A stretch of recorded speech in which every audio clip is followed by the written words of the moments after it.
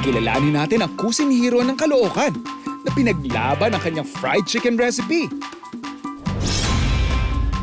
Food Explorers, si Mang Alan Perez ng Mang A Fried Chicken. Marami ako napasukan, naging construction ako, natuto ako mag-welding, natuto ako magkabit ng salamin, natuto ako mag-vulcanize. Kasi mahirap dito sa Manila pag wala kang alam na trabaho, pumasok ka dito talagang wala, hindi ka mabubuhay dito eh. Sa restaurant ako dati, kinuha ko ng bayaw ko.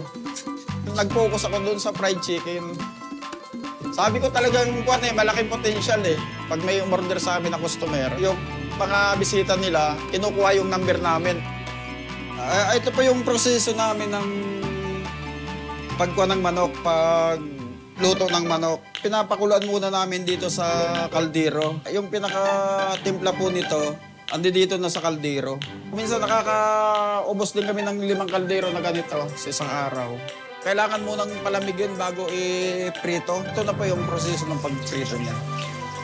Pag nagpiprito pala nito, alalay lang yung apoy niya kasi minsan nasusunog yung ilalim. Preparation po namin alas 8. Tapos nag-open kami 9:30 ng umaga. Tapos hanggang close din po namin 9:30 din ng gabi.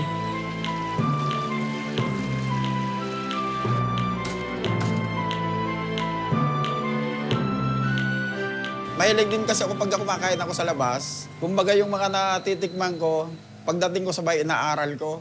Hanggang sa nabuo ko yung timpla ng manok at saka yung proseso. Nung na-perfect ko yun, talagang hindi ko na binago. Yung lasa kasi ng manok namin, parang kakaiba siya. Parang sabi nga nila, parang hawig daw ng mga restaurant na malalaki. Nagpapasalamat ako sa lahat ng vlogger pala na pumunta kasi dahil sa kanila, napakalaking bagay sa amin, napakalaking impact. Sa mga katulad kong gusto magnegosyo, kahit na maliit na punan, pwedeng umpisan basta may tiwala ka lang sa produkto mo. Tsaka pag may customer na kayo, kuhanin nyo lahat ng comment ng customer. Para sa akin, yung comment na hindi maganda sa akin, yun ang pinapahalagaan ko, yun ang pinakang importante sa akin. Kasi dahil sa kanila, nababago ko yung produkto ko at saka natututo ako. Habang hinahanda ang ingredients para sa putaheng gustong ipaluto ni Kuya Jason, magpapalamig muna kami sa loob ng Nani Garden at maglalaro ng isang masayang relay game. Paunahan lang to. No time limit. Tapos ito, first table natin. Ihigupin lang nila yung papel, ililipat dun sa kanilang bowl. Yes. Sino makaubos ng kanilang papel sa table, lilipat sa pangalawang station. Paper Cup Tower! You have to make it ng tore. Stack of 5 lang yan. Doon naman tayo sa final station. Ang pinakamadali. Pitikan lang to ng kalamansi.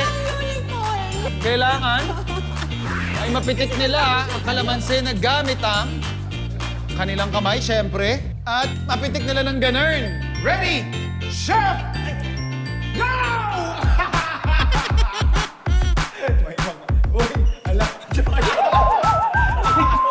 At may dayaan na nga kaagad na naganap. Huy, Kuya Jason! Babe!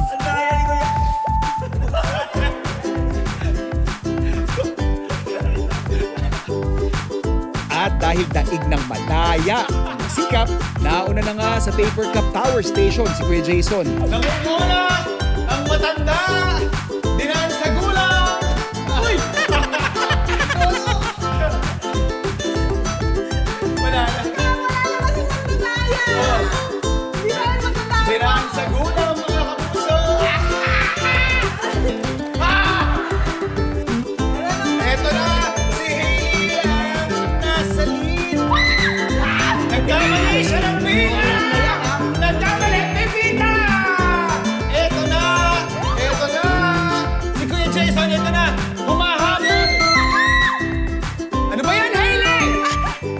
Eto na si Kuya Jason.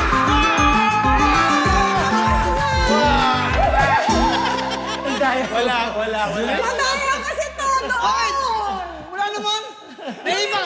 Malakas lang ako humihip. Nasira yung diskarte. Yeah. Pero sarap siya. Kasi naman! Ano masasabi ng kahit may magulang kang kalaban, hindi mo pinansin at nagpatuloy ka lang? Lahat ng nilulubog ay lumilitaw siya.